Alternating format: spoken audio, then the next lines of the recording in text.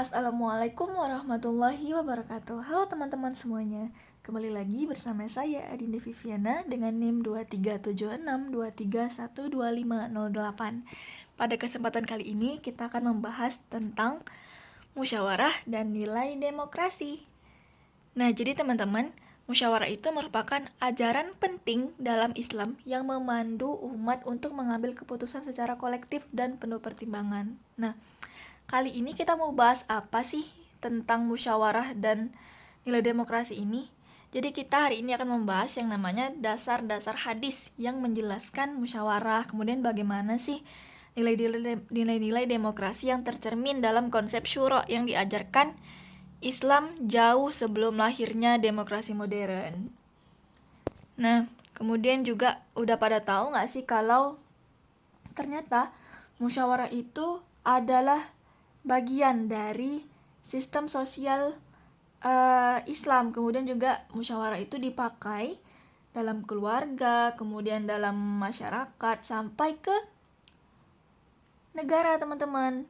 Nah, juga yang terakhir, ternyata yang namanya musyawarah ini dia sejalan dengan prinsip demokrasi modern.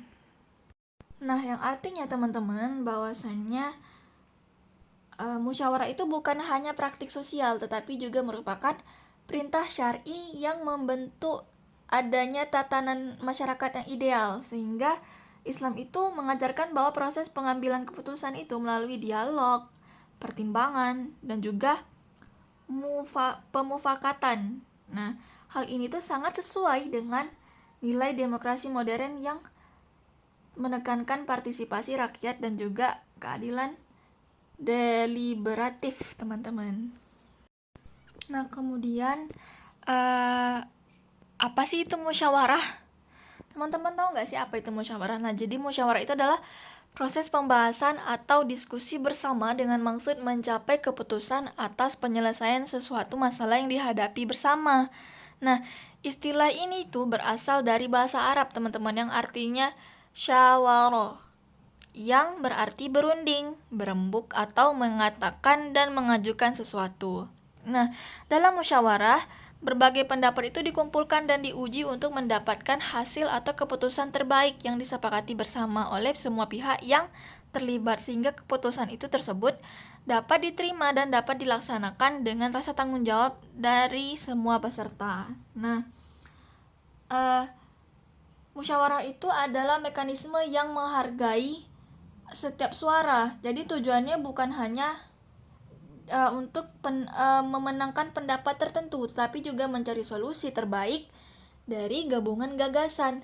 Nah, dengan musyawarah, tentunya kita dapat keputusan menjadi lebih objektif dan juga tidak berat sebelah, karena terbangunnya tadi dari pertimbangan bersama. Kemudian hadis tentang musyawarah, ada satu hadis tentang musyawarah, yaitu ma khoba manis takhoro wama nadima manis tasyaro, yang artinya tidak akan rugi orang yang beristikharah dan tidak akan menyesal orang yang bermusyawarah. Hadis riwayat Tabrani. Nah, apa sih maksud dari hadis ini? Nah, jadi hadis ini itu memberikan jaminan bahwasannya keputusan yang diawali istikharah dan dilanjutkan musyawarah akan membawa kebaikan. Musyawarah ini menjadi alat untuk meminimalkan kesalahan, teman-teman, karena seseorang itu mendapatkan wawasan dari orang yang lebih paham atau lebih berpengalaman. Kemudian makna dari hadis musyawarah tadi adalah menghindarkan kita tuh dari penyesalan. Kemudian yang kedua ada memperkuat kualitas keputusan. Kemudian juga yang terakhir ada mengajarkan sikap rendah hati. Nah, maksud makna dari hadis ini adalah melalui musyawarah, teman-teman, semua itu bisa belajar bahwa ia tidak selalu benar dan juga membutuhkan pandangan orang lain. Nah, yaitu harus membangun sikap rendah hati, keterbukaan, dan juga kearifan. Keputusan yang diambil itu secara kolektif juga lebih kuat karena tidak hanya ditopang oleh satu pemikiran saja. Nah, kemudian ada hadis tentang pemilihan pemimpin nih, yang bunyinya adalah Idza kana salah satun fi safarin fal yu'ammaru ahadahum, yang artinya jika ada 3 orang dalam perjalanan, hendaklah mereka memilih salah seorang sebagai pemimpin. Hadis riwayat Abu Daud. Nah, dari hadis ini teman-teman menunjukkan bahwasannya kepemimpinan dalam Islam lahir dari kesepakatan kelompok, bukan dari paksaan. Bahkan dalam situasi kecil seperti perjalanan pun, Nabi Muhammad itu seorang nabi menyontohkan bahwasannya legitimasi pemimpin itu muncul dari pemilihan bersama. Dan juga ada nilai demokrasi hadis. Nah, yang pertama ada namanya pemimpin itu dipilih secara kolektif. Kemudian juga ada legitimasi berasal dari masyarakat. Kemudian ada keputusan itu tidak boleh otoriter, teman-teman. Kenapa? Karena prinsip demokrasi modern itu yang menekankan pemilihan pemimpin secara sah melalui suara masyarakat.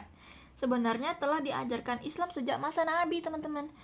Karena keputusan yang lahir dari kesepakatan bersama mencegah munculnya sikap otoriter dan memberikan dasar moral yang kuat bagi seorang pemimpin. Kemudian ada ayat tentang syura. Di Quran surah Asy-Syura ayat 38 bunyinya adalah A'udzubillahi minasyaitonirrajim. Bismillahirrahmanirrahim. Wa amruhum syura bainahum, yang artinya urusan mereka diputuskan dengan musyawarah di antara mereka. Yang artinya teman-teman bahwa ayat ini tuh menjadi landasan utama bahwa musyawarah itu adalah ciri masyarakat yang beriman. Kemudian juga setiap urusan yang menyangkut kepentingan umat harus diputuskan bersama, bukan lewat kekuasaan sepihak. Nah, inilah yang namanya pondasi demokrasi deliberatif dalam Islam. Kemudian apa sih nilai-nilai demokrasi dalam musyawarah? Yang pertama ada kesetaraan suara. Yang kedua, ada yang namanya keterbukaan. Yang ketiga, ada yang namanya partisipasi. Kemudian ada yang namanya akuntabilitas. Dan yang terakhir ada maslahat bersama. Nah, teman-teman, dalam musyawarah, setiap orang itu memiliki hak yang sama dalam menyampaikan pendapatnya. Nah, prosesnya itu dilakukan secara terbuka dan hasilnya harus dipertanggungjawabkan.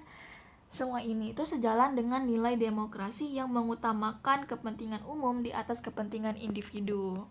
Kemudian ada contoh penerapan musyawarah. Mulai dari yang terkecil dulu, ada yang namanya rapat keluarga, kemudian musyawarah desa, kemudian juga pemilihan pemimpin organisasi baik di sekolah maupun di kampus. Kemudian juga yang terakhir ada yang namanya proses demokrasi negara. Nah, teman-teman, musyawarah itu bukan hanya teori ya, tetapi juga bisa dipraktikkan dalam kehidupan sehari-hari, mulai dari keluarga yang menentukan keputusan bersama, hingga masyarakat desa dan negara yang melakukan pemilihan pemimpin. Semua contoh ini tuh mencerminkan bahwasannya betapa Islam itu membudayakan proses demokrasi atau proses demokratis. Kemudian apa sih relevansi musyawarah dengan demokrasi ini? Yang pertama, ada namanya Islam itu mendukung dialog, teman-teman. Juga yang kedua ada keputusan bersama itu lebih adil. Juga yang ketiga, ada namanya demokrasi memperluas fungsi musyawarah. Nah,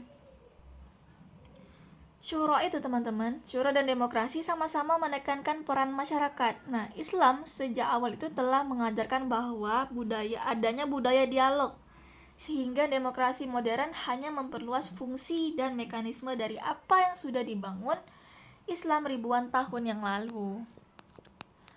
Nah, kesimpulan yang dapat kita tarik dari penjelasan kali ini, teman-teman, adalah bahwasannya yang pertama, musyawarah itu adalah ajaran fundamental Islam. Yang kedua, hadis menguatkan keputusan kolektif. Yang ketiga, nilai musyawarah selaras dengan demokrasi.